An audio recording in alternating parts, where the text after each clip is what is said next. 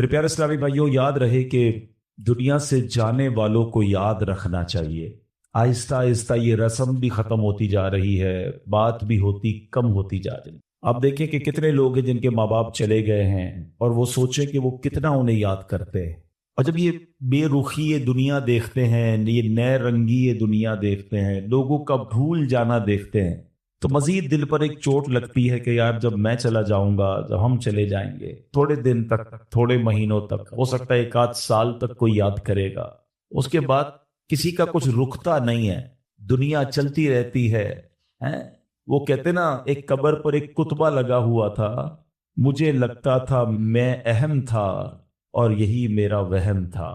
ہمیں لگتا ہے میں بہت اہم آدمی ہوں، میرے جانے سے بڑا فرق پڑ جائے، میں نہیں ہوں گا تو بہت لوگوں کو امپیکٹ کریٹ ہوگا۔ یہ بھول ہے ہماری۔ دنیا پہلے سے چل رہی ہے اور اب بھی چلتی رہے گی۔ اب تو اور بے رخی ہو گئی ہے۔ پہلے چلے لوگ ماں باپ کو، مرنے والوں کو بہت یاد کرتے تھے، جیسے جیسے دن گزرتے جا رہے ہیں لوگوں کے بس صرف گھر والے، چونکہ وہ بہت کلوز ہوتے ہیں، ان کو شاید یاد زیادہ رہتا ہے، باقی دوست احباب دنیا والے تھوڑے عرصے کے بعد سب کی اپنی زندگی ہے، سب کا اپنا معمول ہے، اور یہ ہم سب کو احساس دلاتا ہے کہ میں اور آپ بھی جائیں گے، اور پھر شاید دنیا میں یاد کرنے والا کوئی نہیں ہو۔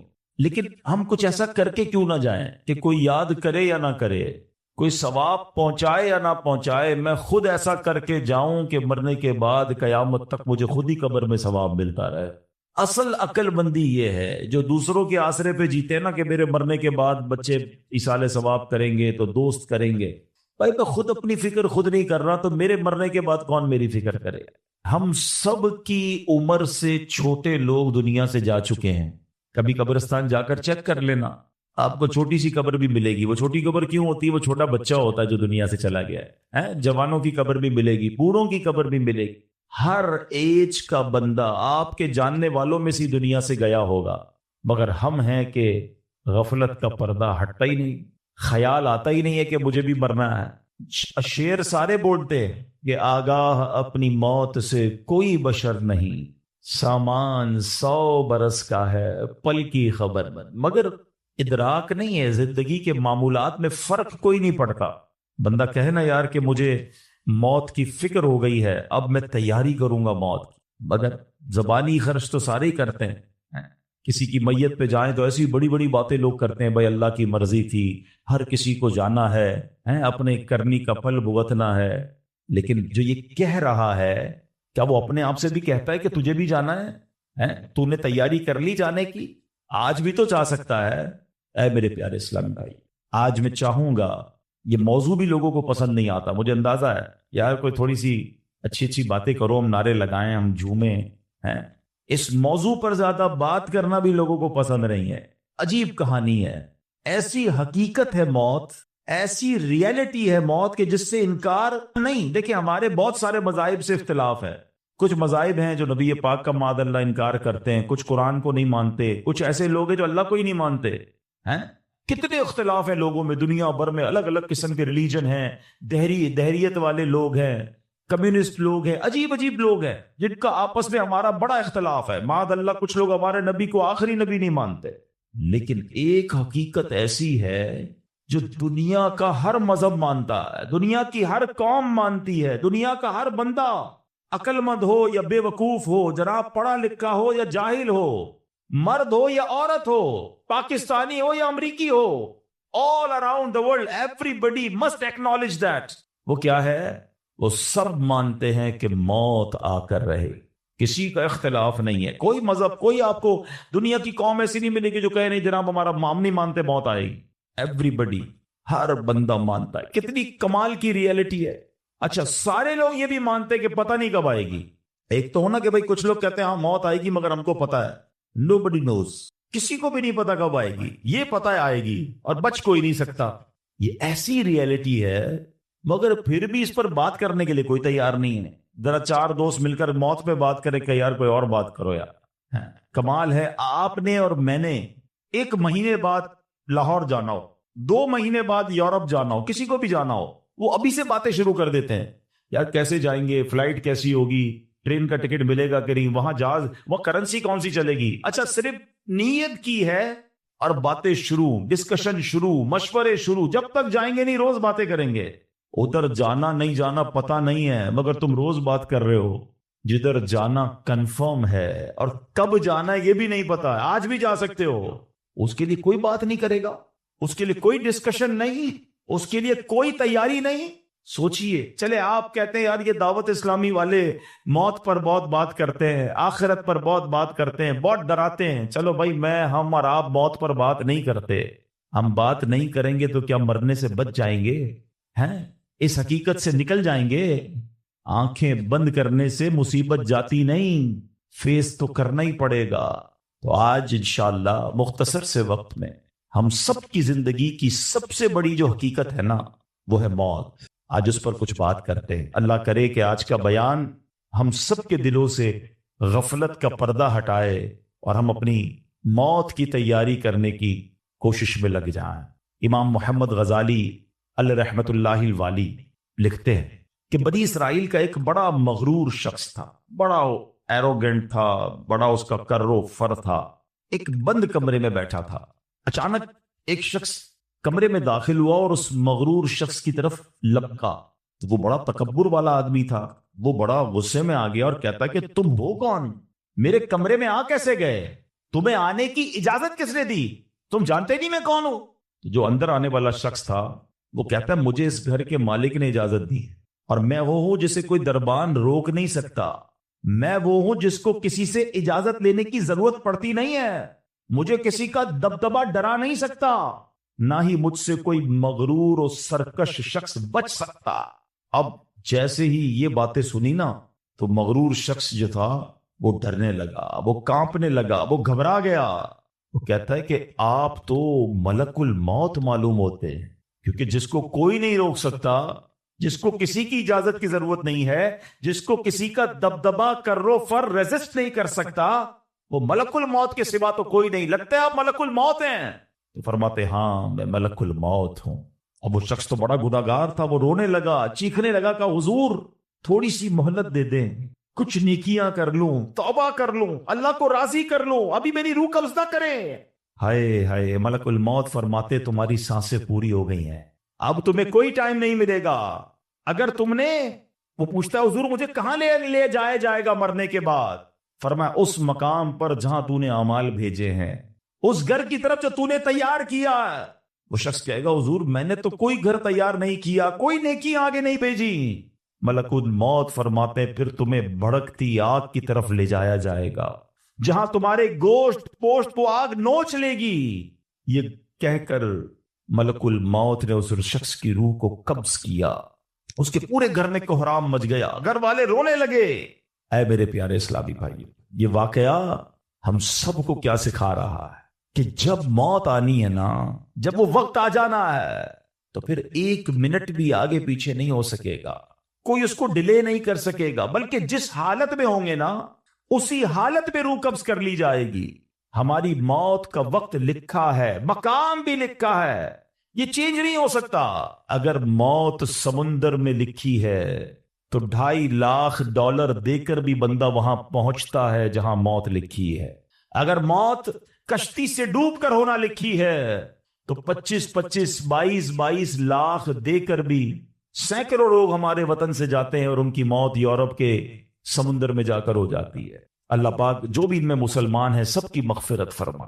مگر میں نے اور آپ نے اس سے عبرت کیا لی کہ بندہ وہاں پہنچے گا جہاں اس کی موت لکھی ہوئی ہے. ایک بار حضرت سلیمان علیہ نبینا علیہ الصلوۃ والسلام کی بارگاہ میں ایک شخص بیٹھا. آپ کی بارگاہ میں ملک الموت آیا اور اس شخص کو ذرا گھور کے دیکھنے لگے، واپس چلے گئے. وہ شخص کہتا حضور یہ کون تھے جو آئے تھے اور مجھے گھور کے دیکھ رہے تھے؟ فرمایا یہ ملک الموت تھے. کہتا حضور لگتا ہے میری روح قبض کرنے والے ہیں، آپ مہربانی کریں، آپ کی تو ہوا پر حکومت ہے، آپ ہوا کو حکم دیں کہ ہوا مجھے اڑائے اور مجھے ہندوستان لے جائے. حضرت سلیمان بیت المقدس کے علاقے میں رہتے تھے نا، آپ نے وہ حکم فرمایا، ہوا نے اس بندے کو اٹھایا اور ہندوستان پہنچا دیا. کچھ دنوں کے بعد پھر ملک الموت آیا حضرت سلیمان علیہ السلام کی بارگاہ. آپ نے فرمایا تم میرے ساتھی کو کیوں گھور رہے تھے جب آئے تھے؟ تو کہ میں حیران تھا کہ میرے پاس یہ لکھا ہوا تھا اللہ کی طرف سے کہ تھوڑی دیر بعد مجھے اس کی روح ہند میں قبض کرنی ہے، اور وہ آپ کے پاس بیٹھا ہوا تھا.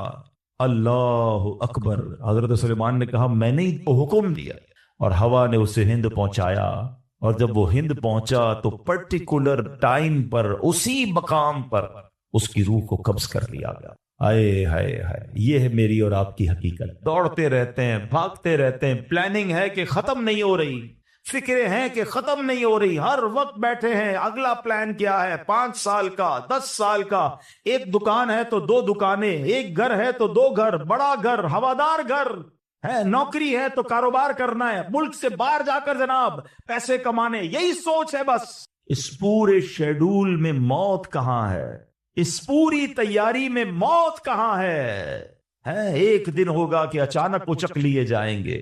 سیٹھ جی کو فکر تھی ایک ایک کے 10 کیجئے, موت آپ پہنچی کہ حضرت جان واپس کیجئے. اور آپ کو پتا ہے جس عالم میں میں اور آپ ہوں گے, بڑی میں اہم بات کرنے جا رہا ہوں. یہ آپ نے دیکھا نا کہ حضرت سلیمان نے وہ حکم فرمایا تو ہند پہنچا, کوئی کشتی میں تھا اس کی موت وہاں تھی, کوئی سمندر پانی کے اندر ہزاروں فیٹ نیچے جانا تو اس کی موت وہاں لکھی تھی.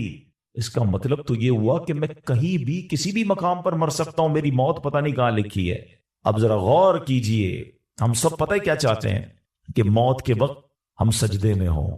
چاہتے ہیں نا, اللہ کرے اللہ کے گھر میں موت آئے, کلمہ پاک پڑھتے ہوئے موت آئے, تلاوت قرآن کرتے ہوئے موت آئے, نبی پاک پر درود پڑھتے ہوئے موت آئے, اللہ ایسا کرم کر دے کہ مدینہ منورہ میں موت آئے, گنبد خضرا کے سامنے موت آئے.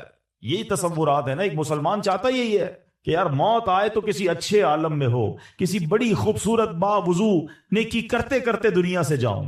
تمنا تو سب کی یہ ہے. اچھا مجھے ایک بات کا جواب دیں, یہ کیسے ممکن ہے کہ کوئی بندہ صبح سے شام تک نماز نہ پڑھے اور کہے موت سجدے میں آئے, صبح سے شام تک مسجد میں نہ آئے اور تمنا یہ کر رہا ہے کہ مسجد میں موت آئے, باوضو رہتا ہی نہیں ہے تو کیسے امید رکھ رہا ہے کہ باوضو موت آئے, قرآن کھول کر پڑھتا ہی نہیں ہے تو کیسے امید کر رہا ہے کہ تلاوت کرتے کرتے موت آئے.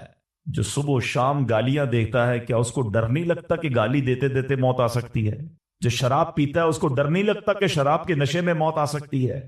جو بدکاری کرتا ہے اس کو ڈر نہیں لگتا کہ بے حیائی اور بدکاری کرتے ہوئے موت آ سکتی ہے؟ جو تاش کھیلتا ہے, جوا کھیلتا ہے, اس کو ڈر نہیں لگتا کہ مرتے اسی وقت میں تاش کھیل رہا ہوں گا اور مجھے موت آ گئی, تو میں نشہ کر رہا ہوں مجھے موت آ گئی, میں بے حیا اور بدکاری کہ بری بری باتیں ٹیلی فون پر ساری رات کر رہا ہوں اس وقت موت آ گئی. ملک الموت کو منع نہیں کر سکو گے کہ میں غلط کام کر رہا ہوں, ٹائم دے میں توبہ کر لوں. نہیں, جو سجدے میں ہوگا وہ سجدے میں اٹھایا جائے گا, جو درود پڑھتے پڑھتے جائے گا وہ درود پڑھتے پڑھتے اٹھایا جائے گا. سوچے وہ جو شراب میں جائے گا, نشے میں جائے گا, ادھر کیسے اٹھایا جائے. اب اس کا آسان حل پتہ ہے کیا ہے, کہ بندہ زندگی ایسے گزارے کہ جس حال میں مرنا نہیں چاہتا نا وہ کام چھوڑ دے. عقل بندی یہ ہے کہ اپنے دن کا شیڈیول ایسا بنائے کہ میں وہ کام ہی نہ کروں جس میں مرنا نہیں چاہتا, ورنہ میں روک نہیں سکوں گا موت کو. آپ چاہتے اچھی موت ہو, میں بتاتا ہوں کس کی اچھی موت آ سکتی ہے. جو ماشاءاللہ 5 ٹائم پابندی سے نماز پڑھتا ہے, جو روزانہ تلاوت قرآن کرتا ہے, جو بار بار تسبیح نکال کر تسبیح بھی پڑھتا ہے, درود بھی پڑھتا ہے, جو دکان پر بھی جاتا ہے تو نماز کا ٹائم ہو تو نماز کے لیے کھڑا ہو جاتا ہے, جو حلال روزی کماتا ہے, جو گناہوں سے اپنے آپ کو بچاتا ہے. ارے اس کی تو 24 گھنٹے میں کبھی بھی موت آنی ہے. سبحان اللہ, وہ رات کو سوتا ہے تو باوضو سوتا ہے, اس نیت سے سوتا ہے کہ فجر میں اٹھنا ہے. رات کو بھی جائے گا تو انشاءاللہ شہید کا مرتبہ پائے گا. دن میں کسی وقت موت آئے گی تو کوئی اچھا ہی کام کر رہا ہوگا نا. اب آپ سوچ لیں کس عالم میں مرنا ہے. اچھا ایک اور دل پر چوٹ کرنے والا جملہ سن لو. کون کون چاہتا ہے مرتے وقت زبان پر کلمہ طیبہ جاری ہو؟ ہائے ہائے, فضیلت پتہ ہے کیسی ہے؟ حدیث پاک میں آتا ہے جس کی زبان پر, حدیث کا مضمون ہے, آخری کلمہ لا الہ الا اللہ ہوگا, دخل الجنہ, وہ جنت میں داخل ہو جائے گا. ہم ہر مسلمان چاہتا ہے. ٹھیک ہے, آپ سب نے ہاتھ اٹھایا کہ آپ سب چاہتے ہیں مرتے وقت کلمہ پاک زبان پر ہو. اب ہاتھ نہیں اٹھانا, آپ سے پوچھ رہا ہوں, اپنے آپ سے پوچھ رہا ہوں, آج پورے دن میں کتنی بار کلمہ پڑھا ہے؟ اس پورے ہفتے میں کتنی بار کلمہ پڑھا ہے؟ عجب کہانی ہے ہماری, یقین کرے عجب کہانی ہے. مرتے وقت سب کو کلمہ چاہیے, زندگی میں کلمہ پڑھنے کا ٹائم نہیں ہے. اللہ اکبر. سکرات کو جانتے ہو کیسا ہوگا؟ زبانیں سخت ہو جائیں گی, بندہ اتنی تکلیف میں ہوگا کہ کوئی لفظ ہی نہیں نکلتا منہ سے. ہمارا تو بخار میں لفظ نہیں نکلتا, سکرات کی کیا بات کروں میں. جس وقت زبانیں بھاری ہوں گی کلمہ کیسے ادا ہوگا جب تم نے زبان کو عادی نہیں بنایا؟ ہاں، ایک بزرگ کا بڑا پیارا قول میں نے سنا تھا، وہ فرماتے ہیں اپنی زبان کو کلمے کا عادی بناؤ، جس وقت سکرات کا عالم ہوگا زبان بھاری ہوگی اس وقت بھی کلمہ جاری ہو جائے۔ مبارک ہونے جو روز کلمہ پاک کم از کم ایک تسبیح تو پڑھ لیا کرے یار، 100 بار کلمہ پڑھنے میں دیری کتنی لگتی ہے؟ کلمہ پاک اچھا، افضل الذکر حدیث پاک میں کہا گیا سب سے بہترین ذکر جو ہے وہ لا الہ الا اللہ۔ کتنا کرتے ہیں ہم؟ سوچے نا، ہم اپنے آپ کو کتنا دور رکھے ہوئے ہیں اپنی موت کی تیاری سے، اپنی آخرت کی تیاری سے، اپنی قبر کو روشن کرنے کی تیاری سے۔ نہ کریں میرے پیارے اسلامی بھائیوں ایسا۔ صرف دنیا نہیں ہے، ہم اس دنیا میں آئے ہیں نا، قرآن کہتا ہے، سورہ ملک پڑھتے رہتے ہو نا، قرآن میں رب کیا فرماتا ہے؟ الذی خلق الموت والحیات لیبلوکم ایکم احسن عملا۔ اللہ اکبر، اس میں کیا فرمایا رب نے؟ جس نے موت اور زندگی پیدا کی کہ تمہاری جانچ ہو کہ تم میں کس کا کام زیادہ اچھا ہے۔ میں اور آپ جو آئے نا دنیا میں، واٹ از دا ریزن؟ موت اور زندگی کو پیدا کرنے کا مقصد یہ ہے کہ چیک کیا جائے کون اچھے کام کر کے آتا ہے۔ یعنی آسان لفظوں میں ہم سب کو امتحان کے لیے بھیجا گیا ہے۔ ہم اس دنیا میں آئے ہیں، ہمارا ٹیسٹ ہو رہا ہے۔ آپ کہا یار اتنا بڑا ٹیسٹ؟ ہاں، یہ 50 60 70 سال کا ٹیسٹ ہے، اور اس کے بعد جو اچھے اعمال لے کر جائے گا، 3-4 گھنٹے کے امتحان کے بعد ایک کلاس آگے بڑھتے ہو نا، ایک آپ کا درجہ آگے بڑھتا ہے۔ تھوڑا ٹیسٹ بڑا ہے مگر انعام ایسا ہے کہ جنت میں داخل ہو گئے تو پھر کبھی نکالے نہیں جائیں گے۔ ہاں، قرآن کہتا ہے ہم فیہا خالدون، ہمیشہ ہمیشہ جنت میں رہیں گے۔ اگر جنت میں جانا ہے تو یہ ٹیسٹ پاس کرنا ہے۔ یاد رکھیے، صحابی رسول حضرت طارق محاربی رضی اللہ تعالیٰ فرماتے ہیں، اللہ پاک کے آخری نبی صلی اللہ تعالی علیہ وسلم نے مجھے نصیحت کرتے ہوئے فرمایا، یا طارق استعد للموت قبل الموت، اے طارق مرنے سے پہلے موت کی تیاری کر لو۔ ہاں، یہ نبی پاک نے فرمایا۔ اچھا، میں ایک سوال کرنا چاہتا ہوں، اگر میں آج آپ سے ایک سوال کروں کہ ہم میں سے کسی کو پتا چل جائے کہ کل کا دن آپ کی زندگی کا آخری دن ہے اور کل رات آپ دنیا سے چلے جائیں گے، ایک دن ہے آپ کے پاس، ایک مسلمان اس ایک دن کو کیسے گزارے گا؟ سچ بتائیے، کیا وہ کل دکان پہ جا کے کاروبار کرے گا؟ کیا وہ کل جا کے پیسے ڈبل کرنے کی کوشش کرے گا؟ کیا وہ کل جا کے فرنیچر مارکیٹ میں فرنیچر بنوائے گا؟ یا کل جا کے معاذ اللہ دوستوں کے ساتھ فلم دیکھنے گیا، چاہے گا چلو یار آخری دن ہے ذرا موج مزے کر لوں؟ یہ کیا کرے گا؟ اگر عقل مند مسلمان ہوا تو ایک دن ہے تو مسجد میں گزارے گا، تلاوت میں گزارے گا، توبہ میں گزارے گا، ذکر و اذکار میں گزارے گا، ہیں اللہ پاک سے معافی میں گزارے گا، کیونکہ آخری دن ہے۔ یہی کرو گے نا؟ اگر پتہ چل جائے، مجھے بتاؤ کیا ہمیں پتا ہے ہمارا آخری دن ہے کہ نہیں ہے؟ ہمیں تو کل کی بات چھوڑے آج رات کا نہیں پتا، تو پھر کیوں تیاری نہیں کر رہے؟ پتا چل جائے تو تیاری کریں گے۔ میں تو پہلے ہی بتا رہا ہوں آپ کو، آپ میں سے کتنے لوگ بیٹھے جن کو پتا ہے کل صبح تک زندہ رہیں گے؟ مجھے بھی نہیں پتا، آپ کو بھی نہیں پتا۔ جب پتہ ہی نہیں ہے تو پھر کیوں تیاری نہیں کر رہے؟ پھر کیوں توبہ نہیں کر رہے؟ پھر کیوں حرام کی طرف ہم جاتے ہیں؟ خدا را یاد رکھیے میرے پیارے اسلامی بھائیوں، قبر میں جا کر اتنا پچھتاوا ہوگا گناہگار کو، بلکہ روایتوں میں آتا ہے پیارے آقا علیہ الصلوۃ والسلام نے فرمایا، جس کا مضمون ہے مرنے کے بعد نیک بھی پچھتائے گا، گناہگار بھی پچھتائے گا۔ عرض کی حضور گناہگار پچھتائے گا، یہ تو سمجھ آتا ہے، نیک کیوں پچھتائے گا؟ فرمایا گناہگار تو گناہ کی وجہ سے پچھتائے گا، حدیث کا خلاصہ ہے۔ فرمایا نیک اس لیے پچھتائے گا جب وہ آخرت میں نیکیوں کا اجر دیکھے گا نا، تو وہ کہے گا کاش میں اور نیکیاں کر لیتا، وہ جو فضول ٹائم ضائع کیا تھا اس میں اور اللہ کا ذکر کرتا، اور نوافل پڑھتا، اور عبادت کرتا۔ تو یقین جانیے میرے پیارے اسلامی بھائیوں، یہ زندگی، یہ جو ہماری سانسیں چل رہی ہیں نا، ابھی چاند سے ہمارے پاس جتنی نیکیاں کرنی ہے کر لے۔ جس دن سانس بند ہوئی نا، اس دن عمل نہیں ہوگا، اس دن جزا ملے گی۔ آج دار العمل ہے، today is the time of action and tomorrow is the time of accountability. اس دن صرف جزا ہوگی، یا تو آپ کو اللہ نہ کرے گناہوں کی وجہ سے کسی کو سزا ملے گی، یا نیکیوں کا اجر ملے گا۔ آج وقت ہے نیکیاں کرنے کا۔ قبر میں اتارے جانے کے بعد کوئی چانس نہیں ہوگا۔ اچھا، آپ کو پتا ہے جب قبر میں بندہ جاتا ہے، کسی کا بھی انتقال ہوتا ہے، تو گھر والے کیا کہتے ہیں، خاندان والے کیا کہتے ہیں؟ میت نے پیچھے کیا چھوڑا ہے؟ آپ کو پتا ہے فرشتے کیا کہتے ہیں؟ میت نے آگے کیا بھیجا ہے۔ اصل یہ بات سمجھ لیجئے گا، ہم نے آگے کیا بھیجا ہے۔ خوش نصیب ہیں وہ لوگ جو آگے بھیج کر تیاری کر رہے ہیں۔ وہ ایک واقعہ کئی بار بیانات میں آپ نے سنا ہوگا کہ ایک بادشاہ تھا، اور اس نے اپنی سلطنت میں ایک بڑا عجیب سا مقابلہ کروایا ہے. بادشاہ آدمی تھا، جو اس کے دماغ میں اس نے کہا ذرا چیک کرو میری سلطنت میں سب سے بڑا بے وقوف کون. سارے بے وقوفوں کو جمع کیا گیا، بے وقوفوں کا ٹیسٹ لیا گیا، وزیروں نے ایک بندے کو سلیکٹ کیا کہ بادشاہ سلامت یہ بندہ سب سے بڑا بے وقوف، سب سے بڑا بے وقوف کا چیک کر لیا، کا چیک کر لیا. بادشاہ سلامت نے اپنی سونے کی ہیرے کی مالا اتاری اور اس کو پہنائی کا تمہارا یہ انعام. تو بے وقوف گھر چلا گیا خوشی خوشی. تھوڑے دنوں بعد اس بے وقوف کو پتا چلا کہ بادشاہ سلامت بہت بیمار ہے. تو جو بے وقوف آدمی تھا وہ کہتا ہے اچھا بادشاہ بیمار ہے، چلو چلتے ہیں بادشاہ سے مل کے آتے ہیں. بادشاہ سلامت کے پاس گیا، واقعی بہت بیمار تھا. کہا بادشاہ سلامت خیر تو ہے، کیا ہو گیا آپ؟ بادشاہ کہتا ہے بس اب تو لگتا ہے زندگی اینڈ پر ہے، اب کہیں اور دوسری دنیا میں جانے کا وقت آ گیا. تھا تو بے وقوف نا. کہتے ہیں آپ کہیں اور جا رہے ہیں؟ کہاں میں یہ دنیا چھوڑ کر دوسری دنیا میں جا رہا ہوں. تو کہا اب میں دیکھ رہا ہوں آپ کا بہت بڑا گھر ہے، زبردست بیڈ رومز ہیں، آپ جدھر جا رہے ہیں ادھر گھر بنا لیا؟ تو بادشاہ کہتا ہے ادھر تو میں نے کوئی جھوپڑی بھی نہیں بنائی ہے. اچھا بادشاہ سلامت آپ کے پاس تو کتنا سونا کتنے ہیرے آپ نے مجھے بھی تحفہ دیا، ادھر پیسے بھجوا دیے جہاں آپ جا رہے ہیں.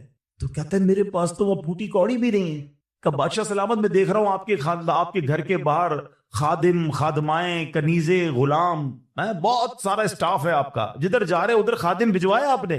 بادشاہ کہتا ہے ادھر میرا کوئی خادم نہیں بھجوایا میں نے. وہ بیوقوف پتہ کیا کرتا ہے، اپنی مالا اتارتا ہے اور بادشاہ کے گلے میں ڈالتا ہے. کہتا ہے بادشاہ سلامت پھر مجھ سے بڑے بے وقوف تو آپ ہوئے نا. آپ کو پتا ہے کہ آپ کے کہیں اور جا رہے ہیں، نہ گھر بنایا، نہ پیسے بھجوائے، نہ خادم بھجوائے، تو مجھ سے بڑے بے وقوف تو آپ ہوئے نا. یہ ہے تو بظاہر واقعہ، مگر یہ ہم سب کے لیے لیسن نہیں ہے. آپ سے اور مجھ سے کوئی پوچھتا ہے گھر کہاں ہے، کوئی کہتا ہے رنچوڑ لائن میں، کوئی کہتا ہے گارڈن میں، کوئی کہتا ہے کلفٹن میں. جنت میں گھر ہے کہ نہیں؟ ادھر گھر بنایا کہ نہیں بنایا؟ ادھر کدھر رہو گے؟ ادھر نرم بستر کے بغیر جس کو نیند نہیں آتی، رات کو پنکھا نہ چلے تو بے چین ہو جائے، یو پی ایس لگائے، جنریٹر لگائے، تھوڑے پیسے آئے تو اے سی لگایا. قبر میں اگر آگ بھڑک رہی ہے تو پھر کیا کیا ہے ہم نے؟ ادھر کتنا سوئیں گے اور ادھر کتنا سونا ہے پتہ ہے آپ کو؟ حضرت آدم علیہ السلام سے لے کر آج تک لوگ قبر میں جا رہے ہیں، ہم قبر میں اتار رہے ہیں لوگوں کو، سب قبر میں ہزاروں سال سے ہیں. پتہ نہیں کتنے سو کتنے ہزار سال رہنا پڑے گا، مگر قبر روشن ہے کہ نہیں کوئی ٹینشن نہیں کسی. جس کا یہاں نرم بستر ہے نا، جس کو نرم تکیے کے بغیر نیند نہیں آتی، وہ سوچے میں سانپ اور بچھوؤں کے ساتھ کیسے سوؤں گا. قبر نے اگر دبا دیا اور پسلیاں توڑ دی تو میرا بنے گا کیا؟ اگر قبر میں آگ بھڑکا دی گئی تو میں کدھر جاؤں گا، کس کو پکاروں گا؟ واللہ قبر کی تیاری کرنی ہے، خدا کی قسم مارے جائیں گے اگر اللہ ناراض ہوا. فکر کرنی دنیا میں ہے، ایکسٹرا ٹائم نہیں ملے گا. آج کل موبائل کمپنیاں میسج کرتی ہیں جناب آپ کا 70% ڈیٹا یوز ہو گیا ہے، ٹاپ اپ کروا لیں، پیسے ڈلوا لیں، 80% ختم ہو گیا، آج کل آخری دن ہے آپ کے موبائل کے پیکج کا. ہم پیسے پکڑ کے ڈلواتے یار موبائل بند ہو جائے گا، لیکن ہماری زندگی کا کوئی میسج نہیں آئے گا کہ ایک دن رہ گیا ہے، 70% گزر گئی، 80 گزر گئی، اب 3 دن رہ گئے، توبہ کر لو. نہیں، پتہ نہیں ہوتا بندہ صبح گھر سے نکلتا ہے اور شام جنازہ آتا ہے. ایسا نہیں ہوتا. خدارا آج کے اس اجتماع کو غنیمت جانیے، غفلت سے باہر آئیے، اپنی بری عادتوں سے ہم توبہ کریں. آپ کو پتہ ہے یہ ہمارے پاس قاصد بھیجے جاتے ہیں، موت کے بھی قاصد ہوتے ہیں. ایک بزرگ کے بارے میں آتا ہے کہ انہوں نے اپنے گھر میں قبر کھدوائی ہوئی تھی. اللہ والے دیکھو کیسے یاد کرتے تھے موت کو، روز قبر کو دیکھتے تھے، قبر میں جا کے لیٹتے تھے. ایک وقت آیا اور انہوں نے کہا ٹھیک ہے اب قبر کو بند کر دو، مجھے ضرورت نہیں ہے. لوگوں نے کہا کیوں کہہ رہے ایسا؟ تو انہوں نے فرمایا کہ میں قبر کا یہ تابوت اس لیے رکھا ہوا تھا کہ میں دیکھتا تھا تو مجھے آخرت یاد آتی تھی. اب میری داڑھی میں سفید بال آ گیا ہے، اب یہ سفید بال مجھے موت کی یاد دلاتا رہا. آپ کو پتہ ہے اس بالوں کو سفید ہو جانا، آنکھوں کا کمزور ہو جانا، صحت کا ڈھل جانا، کمر کا جھک جانا، اعضاء میں کمزوری آ جانا، یہ سارے موت کے قاصد ہیں. یہ موت آنے سے پہلے پیغام آ رہا ہے تمہارے پاس کہ ڈھل رہے ہو، تیاری کر لو، اب تو تیاری کر. مگر ہم ہیں کہ سمجھنے کے لیے تیار نہیں. ابھی تو میں بڑا جوان ہوں، میں تو بالکل فٹ ہوں، ابھی تو بڑی لائف پڑی ہے یار، ابھی تو انجوائے کرنا ہے، ابھی تو بنانا ہے، ابھی تو بزنس کھڑا کرنا ہے. میں نہیں، کون کہتا ہے بزنس کھڑا نہ کرو بھائی، مگر اس تمام شیڈول میں موت کو بھی تو لے کر آؤ نا، کہ چلا گیا تو ادھر کیا ہوگا، ادھر میرا کیا بنے گا. ایک حدیث پاک ہے، حدیث پاک کا مضمون ہے کہ مرنے کے بعد بک آف ڈیڈ اعمال کلوز ہو جائے گا. ٹھیک ہے، سوائے 3 چیزوں کے۔ اب آج یہ پلان کرنا ہے، آج اگر بیٹھے ہو نا تو کوئی پلاننگ لے کے جاؤ۔ آقا فرماتے مرنے کے بعد اعمال بند سوائے 3 چیزوں کے۔ فرمایا نمبر 1، انسان کوئی ایسا علم چھوڑ کر جائے کہ اس کے بعد اس علم سے فائدہ اٹھایا جائے۔ سبحان اللہ، علماء دیکھیں کیا کمال کی شخصیات ہیں، طالب علم چھوڑ کے جاتے ہیں، اپنی کتابیں بھی چھوڑ کے جاتے ہیں، بخاری شریف، ترمذی شریف، نسائی شریف، ہدایہ شریف، اور آئے تو جناب اعلیٰ حضرت امام اہل سنت کے فتاوی رضویہ، بہار شریعت، صدر الشریعہ کی کتابیں سینکڑوں سال سے لوگ پڑھ رہے ہیں، وہ بزرگ چلے گئے دنیا سے۔ سبحان اللہ، ہر کتاب چھپ رہی ہے، تفسیر چھپ رہی ہے، حدیثوں کی کتابیں چھپ رہی ہے، اور علماء کو ثواب مل رہا ہے۔ یہ پہلا آپشن تھا۔ غور سے میری بات سنیے گا، شاید جتنے یہاں بیٹھے نا ہم اس پہلے آپشن میں ہمارا حصہ نہ ہونے کے برابر ہے۔ 3 میں سے 1 تو چلا گیا ہمارے ہاتھ سے۔ میں اس کا حل بتاتا ہوں کہ ہم پہلے آپشن میں کیا کر سکتے ہیں، وہ بعد میں بتاتا ہوں۔ اب آ جائیں دوسرا آپشن، مرنے کے بعد مجھے ثواب کنٹینیو کیسے مل سکتا ہے۔ آقا علیہ الصلوۃ والسلام نے فرمایا نیک اولاد جو کہ مرنے کے بعد اپنے والدین کے لیے دعا کرے، ان کے لیے نیکی پہنچانے کا اگر وہ انتظام کرنے والی ہے تو فرمایا یہ اولاد کی وجہ سے اسے قبر میں ثواب ملتا رہے گا۔ اور تیسرا آپشن میرے آقا نے فرمایا صدقہ جاریہ، کہ بندہ اپنے ہاتھوں سے کوئی ایسا کام کر جائے کہ قیامت تک جو ہے اس صدقے کی وجہ سے اسے نیکیاں ملتی رہے۔ اب ان تینوں آپشن میں ہم کیا کر رہے ہیں، اب یہ سوچنا ہے۔ میں آپ کو مشورہ دیتا ہوں، پہلا آپشن کیا ہے، علم دین۔ ہم میں سے بہت سارے علماء بن نہیں سکے، مگر اپنے گھر میں ایک عالم تو بنا سکتے ہیں نا۔ دعوت اسلامی الحمدللہ جامعۃ المدینہ بناتی ہے، دنیا بھر میں بناتی ہے۔ آپ عالم بنے یا اپنے بچوں کو عالم بنے، آپ کو لگتا ہے یہ بھی نہیں ہو پا رہا تو کم از کم میرا حصہ ہونا چاہیے، علم دین سے بھی مجھے ثواب ملنا چاہیے، تو پھر عالم دین کی خدمت گار بن جائیں آپ۔ اس طرح کے مدارس، جامعات جو دعوت اسلامی بنا رہی ہے، بنانے میں یا اس کو چلانے میں اپنا حصہ ملائیں، تاکہ یہ جو دین کا کام کریں گے مجھے وہاں سے بھی مرنے کے بعد ثواب ملتا رہے۔ پہلا آپشن۔ دوسرا، نیک اولاد۔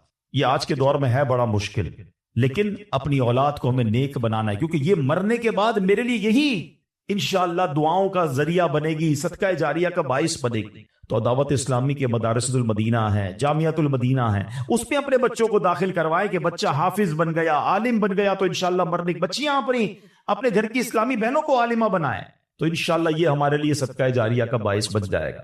اور تیسرا میں سمجھتا ہوں سب سے زیادہ آسان ہے کہ وہ میں اپنے ہاتھ سے ہی کر سکتا ہوں، اپنے ہی مال سے کر سکتا ہوں نا، اور وہ ہے صدقہ جاریہ۔ مشورہ دیتا ہوں، اللہ نے نوازا ہے نا تو کم از کم ایک مسجد زندگی میں بنا لیں۔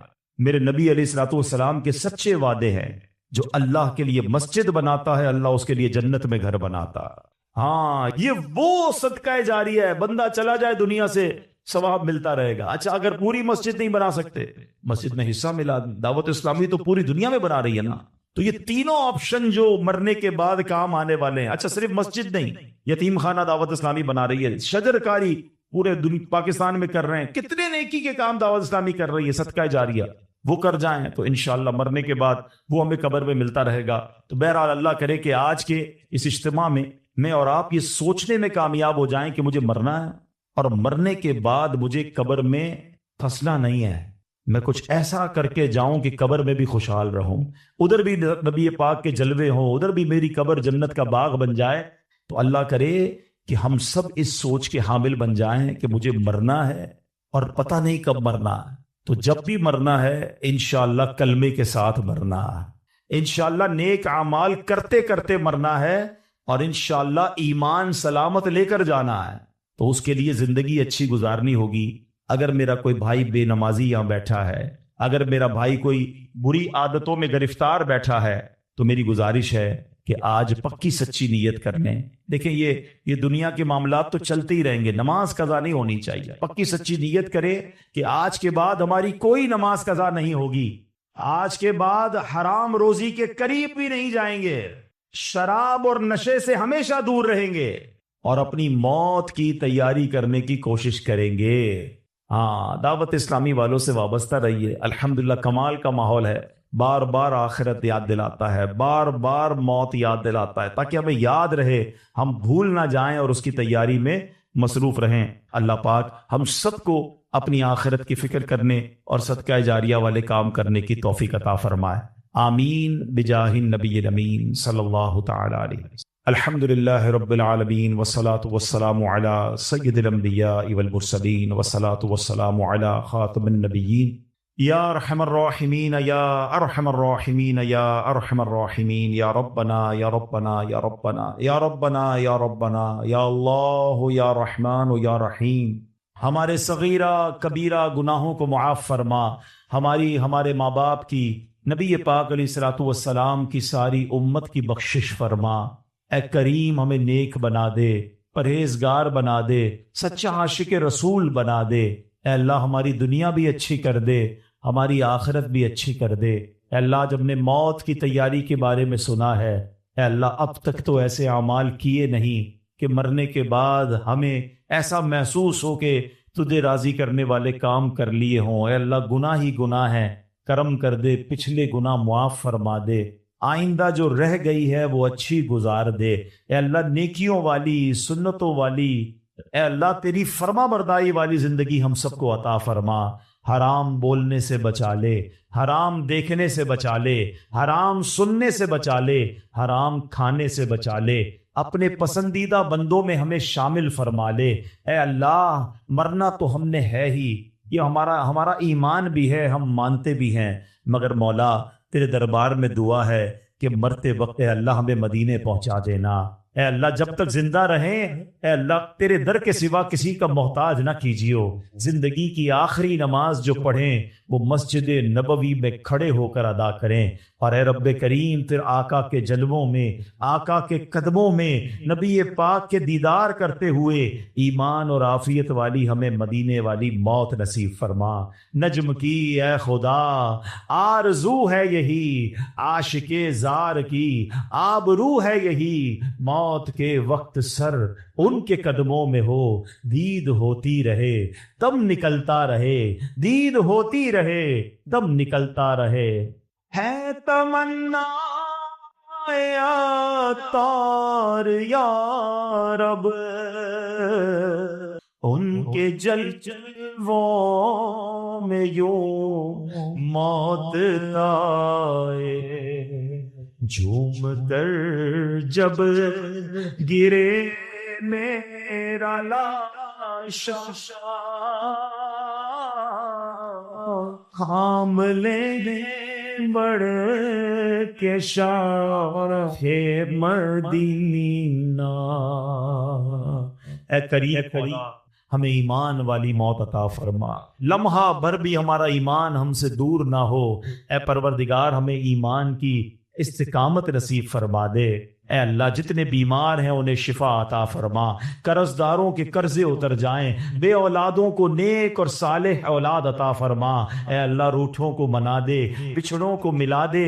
اے کریم اے پروردگار تو سب کے نام بھی جانتا ہے، کام بھی جانتا ہے۔ اے اللہ سب کی جھولیاں بھر دے، سب کی مرادیں پوری کر دے۔ اے پروردگار عالم تیرے خزانوں میں کمی نہیں، جو تڑپ رہے ہیں انہیں کعبہ دکھا دے، جو مچل رہے ہیں انہیں مدینہ دکھا دے۔ اے اللہ جلدی جلدی حرمین طیبین کی حاضریاں ہم سب کو نصیب فرما۔ اے اللہ با عافیت، با ذوق اور مقدس اور مقبول حاضریاں ہم سب کو نصیب فرما۔ اے اللہ حضرت یونس علیہ السلام نے مچھلی کے پیٹ کے اندھیرے میں جن الفاظ کے ذریعے تجھے پکارا تھا ہم بھی تجھے پکارنے جا رہے ہیں۔ اے اللہ گناہوں کے اندھیرے سے نکال کر نیکیوں کے نور میں داخل فرما دے، غموں کے اندھیرے سے نکال کر خوشیوں کے نور میں داخل کر دے۔ اے اللہ ہمیں ظلمت سے نکال کر ہمیں نور میں داخل کر دے۔ آئیے مل کر پڑھیے لا الہ الا انت سبحانک انی کنت من الظالمین، لا الہ الا انت سبحانک انی کنت من الظالمین، لا الہ الا انت سبحانک انی کنت من الظالمین۔ اے رب کریم ہمارے وطن عزیز پاکستان کی خیر فرما، اندرونی بیرونی سازشوں سے محفوظ فرما۔ اے اللہ ہماری دعوت اسلامی کو ترقیاں اور عروج عطا فرما۔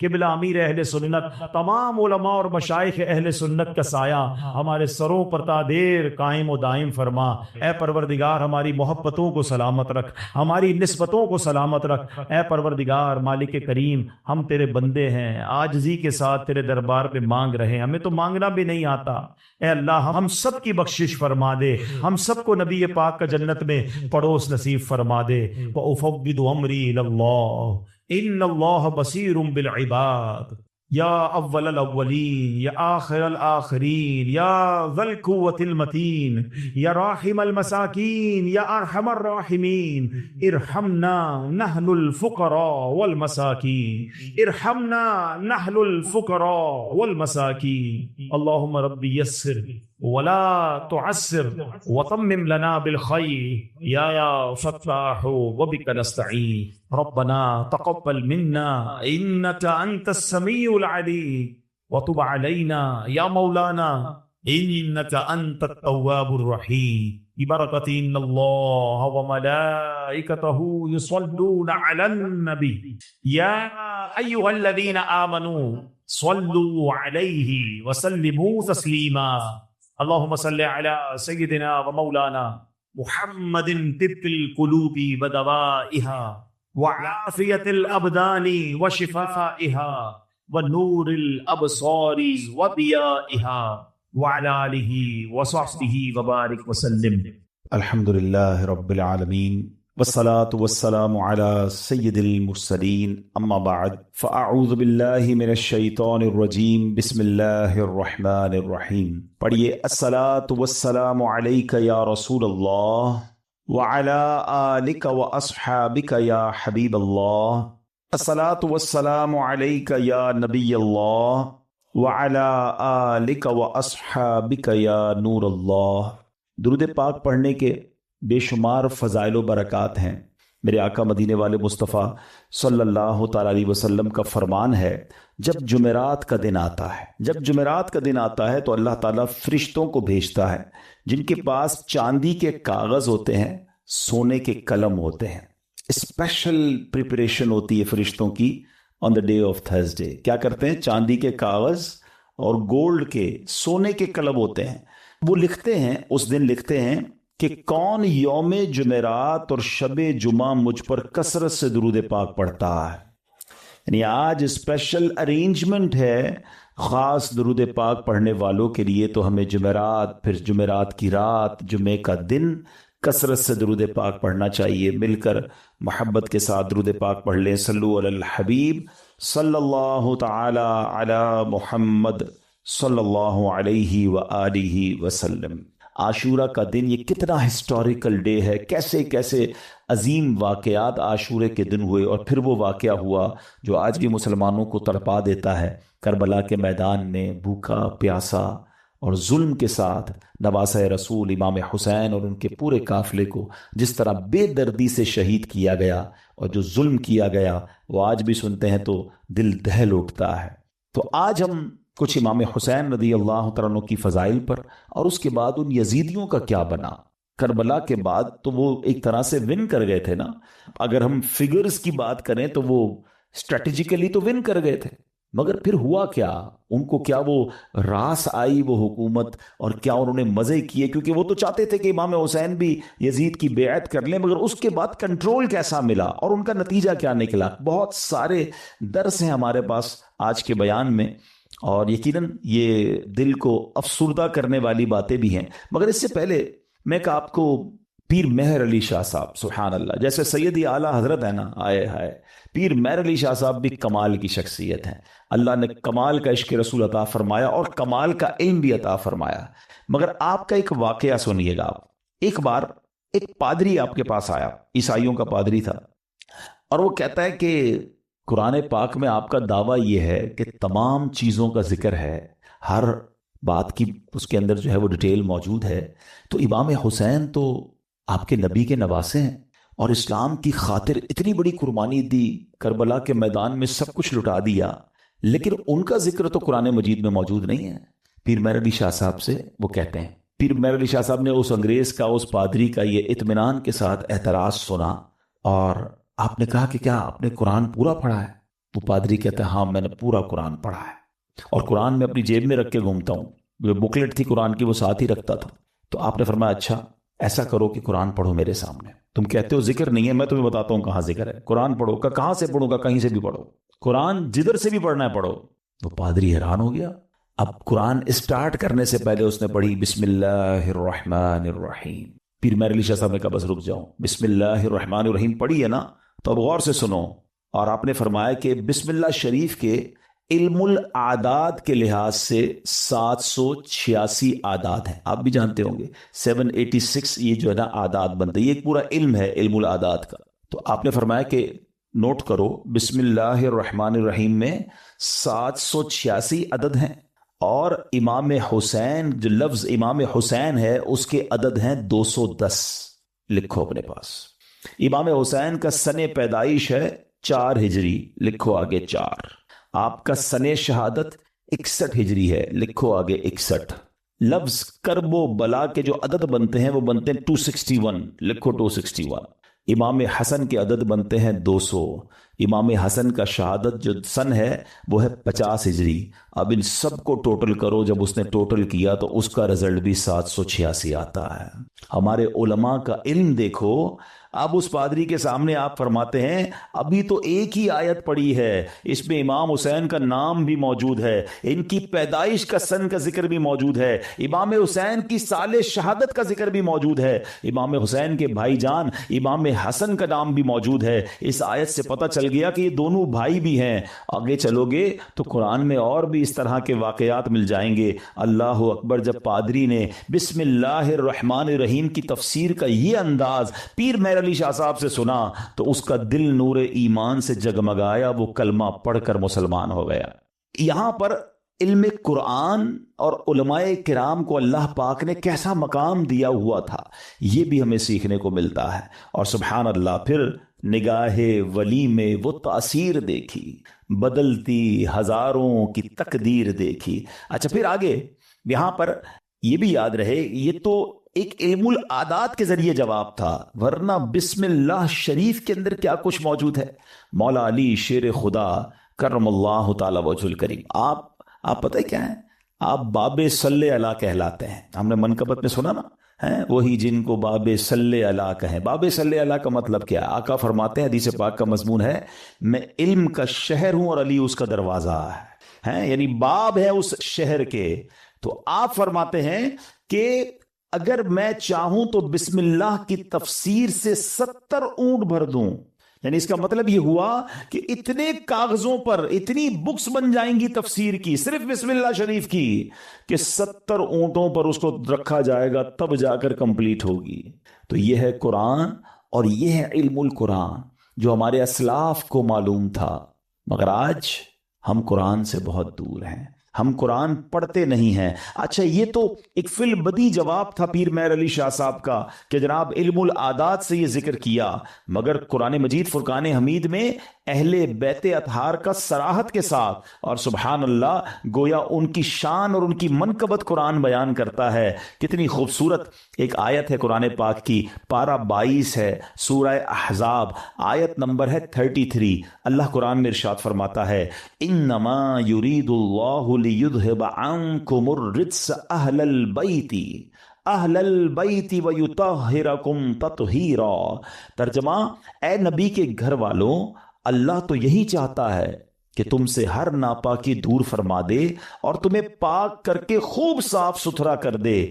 طبرانی اور مسلم شریف میں حدیث پاک میں ہے کہ پیارے آقا علیہ الصلوۃ والسلام نے حضرت علی، حضرت فاطمہ اور حسنین کریمین رضی اللہ تعالیٰ عنہم کو چادر مبارک میں لے کر یہ آیت تلاوت فرمائی. اور ایک روایت میں ہے کہ آپ علیہ الصلوۃ والسلام نے دعا کی، مولا یہ میرے اہل بیت ہیں، انہیں خوب ستھرا فرما دے. سبحان اللہ. اسی آیت کے بارے میں مولانا حسن رضا خان صاحب لکھتے ہیں نا، ان کی پاکی کا خدائے پاک کرتا ہے بیان. ان کی پاکی کا خدائے پاک کرتا ہے بیان. آیا تطہیر سے ظاہر ہے شان اہل بیت. یعنی ان کی شان قرآن بیان کر رہا ہے. تو امام حسین کا ذکر بھی ہو گیا نا, امام حسن کا ذکر ہوا, بی بی فاطمہ کا ذکر ہوا. اللہ اکبر. اور آگے چلیے ایک اور جگہ سورہ شورى آیت نمبر 23 میں اللہ ارشاد فرماتا ہے قُل لَا أَسْأَلُكُمْ عَلَيْهِ أَجْرًا إِلَّا الْمَوَدَّةَ فِي الْقُرْبَى. اللہ قرآن میں فرماتا ہے تم فرماؤ میں اس پر تم سے کوئی معاوضہ طلب نہیں کرتا مگر قرابت کی محبت. نبی پاک نے کیا فرمایا؟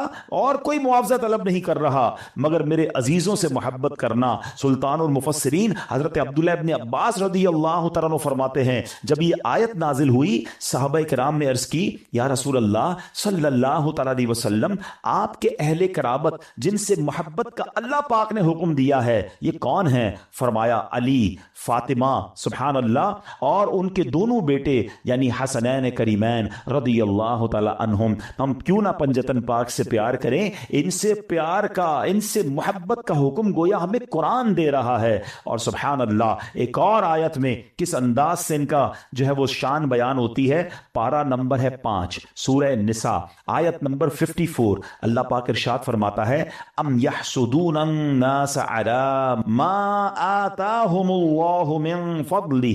ترجمہ بلکہ یہ لوگوں سے اس چیز پر حسد کرتے ہیں جو اللہ نے انہیں اپنے فضل سے عطا فرمائی ہے. حضرت امام باقر رضی اللہ تعالیٰ عنہ فرماتے ہیں اس آیت کریمہ میں بیان کیے گئے وہ لوگ جنہیں اللہ پاک نے اپنا فضل عطا کیا اور جن سے کافر و منافق حسد کرتے ہیں، خدا کی قسم یہ ہم اہل بیت ہیں. خود امام باقر نے گویا اس کی تفسیر کی کہ جن کے بارے میں یہ ذکر ہو رہا ہے یہ ہم اہل بیت ہیں. سبحان اللہ یہ مقام ہے اہل بیت کا. ایک جگہ نبی پاک علیہ الصلوۃ والسلام کیا خوب فرماتے ہیں، حدیث کا مضمون ہے کہ میری اہل بیت میری امت کے لیے کشتی نوح کی مانند ہے، جو اس میں سوار ہو جائے گا وہ پار لگ جائے گا. اچھا یہ کس کے لیے کہا؟ اہل بیت کے لیے. ذرا توجہ کیجئے گا اعلیٰ حضرت کا کس طرح حدیثوں پر یوں سمجھیے کہ عبور تھا اور کیا انداز تھا، اور آپ کو سمجھ آ جائے گی بات کہ اہل بیت کو کیا کہا؟ کشتی کہا. ایک جگہ نبی پاک کی حدیث ہے اصحابی کالنجوم فبأیہم اقتدیتم اہتدیتم. آقا فرماتے میرے صحابہ ستاروں کی مانند ہیں، ان میں سے جس کی بھی پیروی کرو گے تم کامیاب ہو جاؤ گے، ہدایت پا جاؤ گے. اب ذرا میرے ساتھ رہیے گا. صحابہ کو کیا کہا؟ ستارے، سٹارز. کیا کہا؟ ستارے. اور اہل بیت کو کیا کہا؟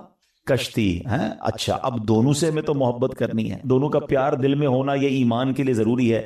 انفارچونیٹلی آج ایسا دور آ گیا ہے کہ کچھ لوگ صرف صحابہ کی بات کرتے ہیں، اہل بیت کی بات نہیں کرتے. کچھ صرف اہل بیت کی بات کرتے ہیں، صحابہ کی بات نہیں کرتے. ہمیں اللہ نے کیسا پیارا عقیدہ دیا، کتنا خوبصورت ایمان دیا کہ صحابہ سے بھی ہمیں پیار ہے، اہل بیت سے بھی ہمیں پیار ہے.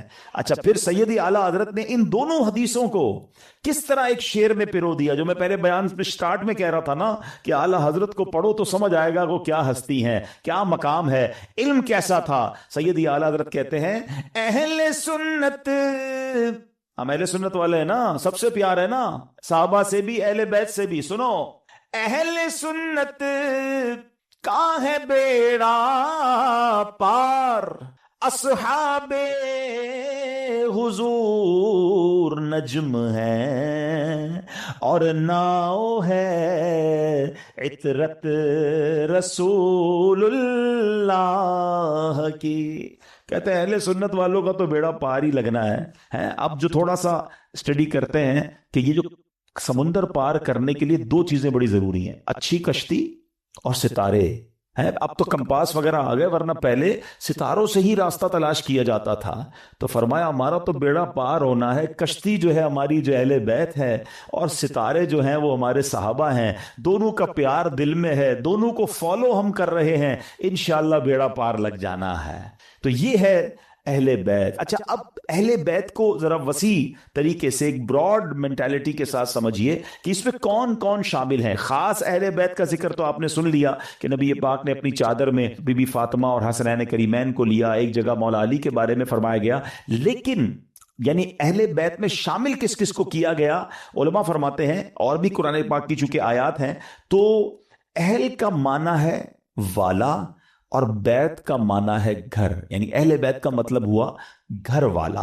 تو اہل بیت کے جو نبی پاک کے گھر والے وہ کون ہیں؟ تو سب سے پہلے پیارے آقا کی ازواج مطہرات، ٹھیک ہے، جنہیں قرآن کریم نے کیا کہا؟ امہات المومنین، مومنین کی ماں کہا، تو یہ پیارے آقا کے اہل بیت میں ہے۔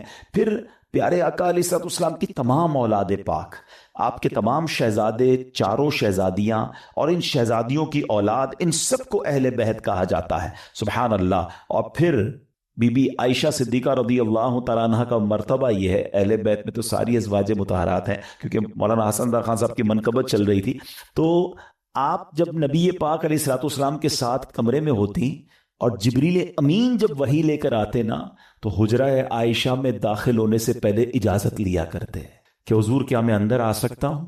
لک at the status of that particular house, حجرہ عائشہ۔ اچھا، حجرہ عائشہ کون سا ہے پتہ ہے آپ کو؟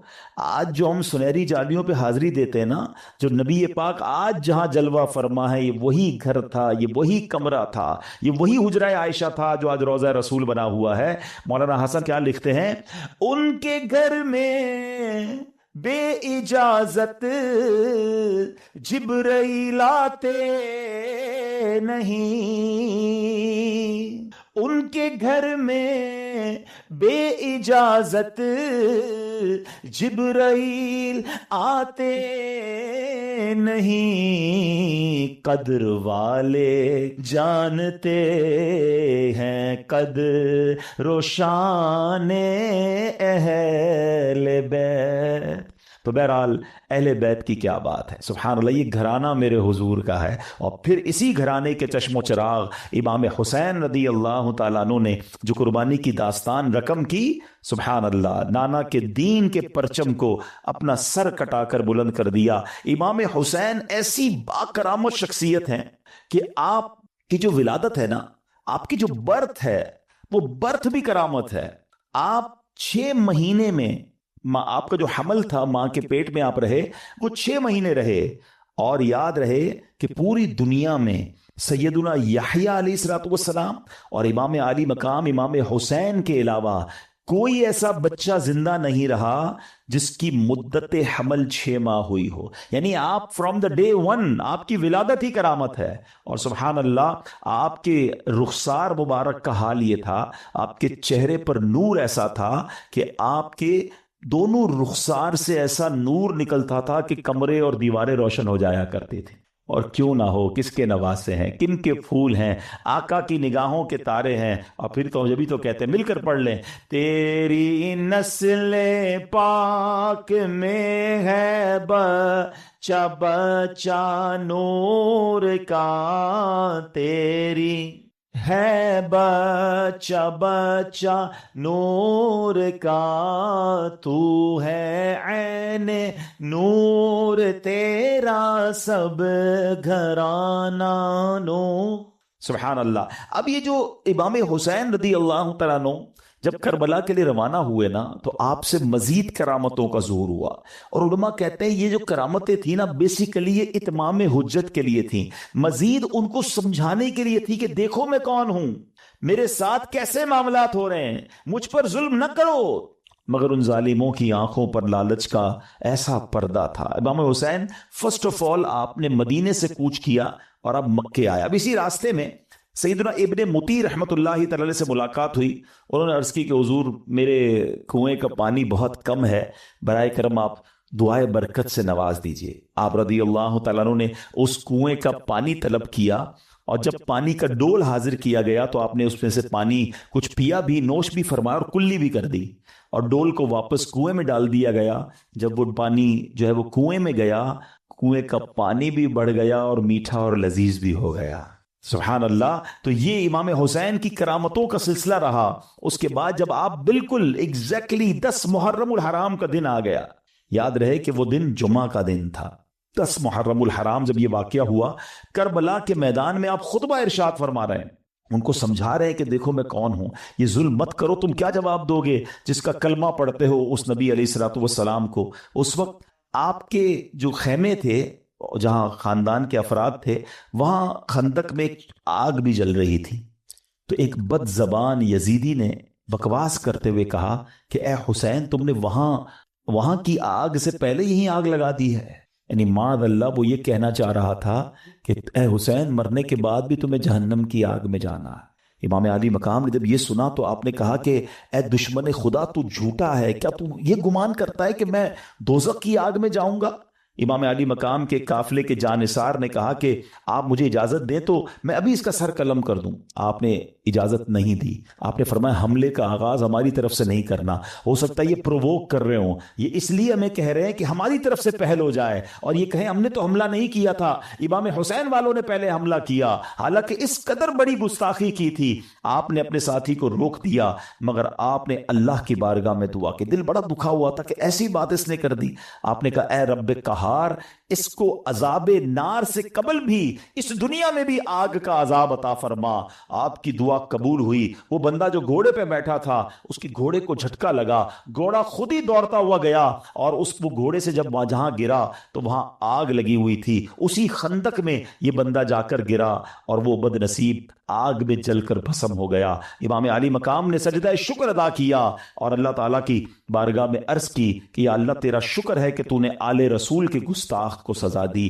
اب یہاں بھی ان کے سامنے یہ واقعہ ہو رہا ہے، سارے لوگ دشمن سامنے کھڑے ہیں اور یہ آپ کی دعا قبول ہو رہی ہے، آپ کے گستاخ کو سزا مل رہی ہے، مگر وہ سمجھنے کے لیے تیار نہیں ہے، وہ انڈرسٹینڈ کرنے کے لیے تیار نہیں ہے۔ آپ یقین کریں، جو کربلا کے میدان میں امام حسین نے خطبہ دیا ہے نا ان یزیدیوں کے سامنے، لاسٹ خطبہ، حالانکہ اپنے سارے شہید ہو چکے تھے، مگر پھر بھی، حالانکہ اس وقت تو عام آدمی تو یہ سوچے کہ اب انہوں نے سب میرے بندے مار دیے، اب میں نے ان کو نہیں چھوڑنا۔ آپ آخری وقت بھی سلوک کی بات کرتے رہے، انہیں سمجھانے کی بات کرتے رہے، انہیں یہ بتاتے رہے کہ میں کون ہوں، یاد کرو میرے آقا مجھے کیا کہا کرتے تھے، تم قیامت کے دن اس ظلم کا جواب کیسے دو گے۔ یعنی یہ بھی امت رسول سے پیار ہے کہ یہ اس عذاب میں نہ گرفتار ہو جائے۔ اتمام میں حجت کی گئی مگر وہ یزیدی نہ مانے۔ اب ایک بات ذہن میں آتی ہے، اب یہ بڑا اہم کوسچن ہے کہ یزیدی جو بھی تھے تو کلمہ پڑھنے والے، اللہ کو مانتے تھے، اللہ کے نبی کو مانتے تھے، معلوم بھی تھا یہ اللہ کے نبی کے نواسے ہیں۔ وہ ریزن کیا تھا جو اتنے بڑے ظلم پر یہ ریڈی ہو گئے؟ یہ ریزن پکڑنا بہت ضروری ہے اور یہ ہم سب کو آج سیکھ کر جانا ہے۔ یعنی کوئی بھی محفوظ نہیں ہے۔ میں آپ کو تھوڑا سا آج کل کے زمانے کا ایک دو انسیڈنٹ بتا دیتا ہوں تاکہ آپ کو اندازہ ہو جائے۔ ہم لوگ سمجھ رہے ہوتے ہیں یار یہ یزیدیوں نے اتنا بڑا کام کر دیا، ہم تو کبھی بھی کوئی ایسی غلط حرکت نہیں کر سکتے۔ کوئی اپنے آپ کو محفوظ نہ سمجھے۔ ہاں، بیسک جو ان کے ریزن تھا نا وہ تھا لالچ، اور وہ لالچ تھی پیسے کی، اقتدار کی۔ جب یہ لالچ طاری ہوتی ہے نا انسان پہ، پہلے تھوڑا سا سمجھیے گا، آپ کو لگتا ہے یار مجھ پہ کچھ بھی ہو جائے میں ایسا ظلم تھوڑی کر سکتا ہوں، کتنا بھی پیسہ مجھے کوئی دے دے میں جان دے دوں گا، کبھی کسی کو قتل نہیں کروں گا، نواسہ رسول تو بہت دور کی بات ہے۔ یہ بولنا اور ہے، لیکن ایک وقت آتا ہے جب انسان کے دل پر شیطان کا قبضہ ہو جاتا ہے۔ آپ پڑھتے ہیں خبریں 5 سال کے بچے اور 4 سال کی بچی کے ساتھ جو واقعات ہو رہے ہیں، کیا کوئی خوشی سے کرتا ہے یہ کام؟ ذرا سوچئے، جب وہ یہ کام کر جاتا ہوگا اس کے بعد خود اس کو کتنی ندامت ہوتی ہوگی، یہ میں نے کیا کر دیا۔ پھر اسی وجہ سے بچنے کے لیے اس بچی کو قتل بھی کر دیا جاتا ہے۔ یعنی یہ واقعات ہم سنتے ہیں تو ہماری عقل حیران ہو جاتی ہے کہ یہ انسان تھا یا درندہ تھا۔